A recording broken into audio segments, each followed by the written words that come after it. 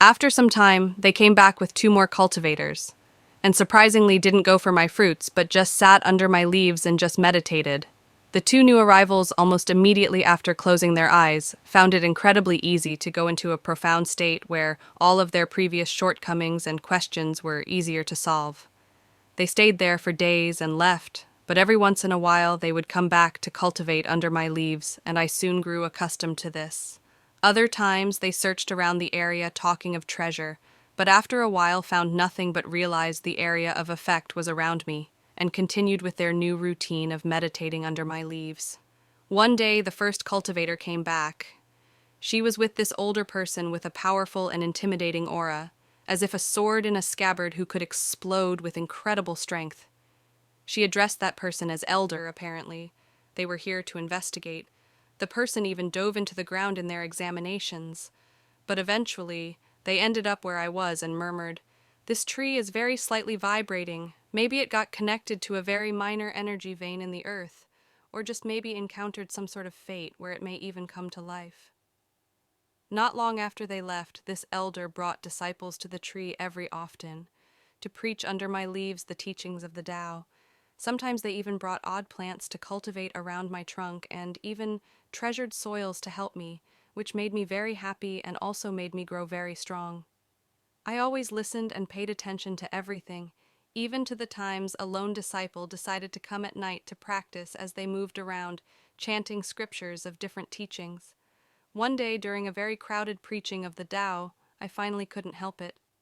I had so many questions as to where they went, other natural Taos, and even the very rare mentions of mystical creatures that the Tao spoke of. I wanted to experience it all, and knew it wouldn't happen if I stayed like this, no matter how content I was. I wanted and needed more, so I said yes. I wanted to be a human. At that moment, hymns sang out from thin air, random lights flashed about. Even the shy spirits came to bear witness to what was happening. My whole self was shrinking into itself. My roots quickly returned to me from rich mineral grounds deep below. My leaves let go and fluttered in the air.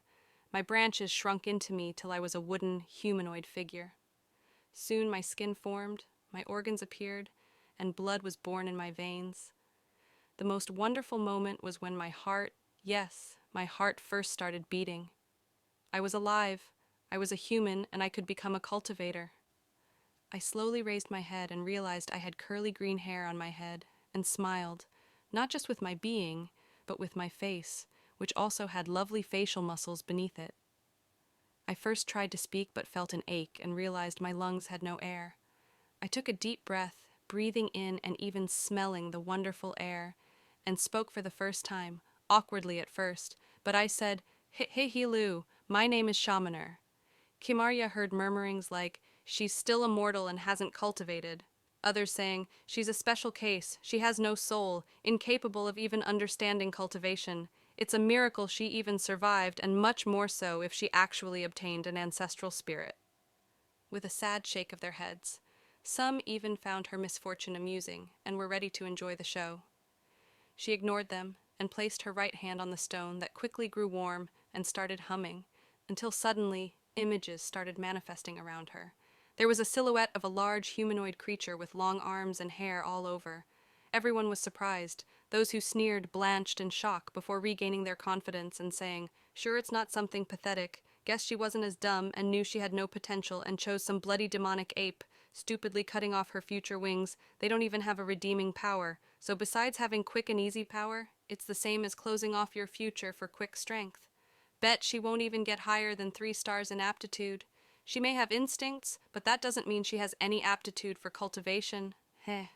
Kimarya ignored this and kept her hand on the stone that grew hotter, and soon around her a star formed, then another, and they kept appearing till there were a jaw-dropping 7 stars glowing around her.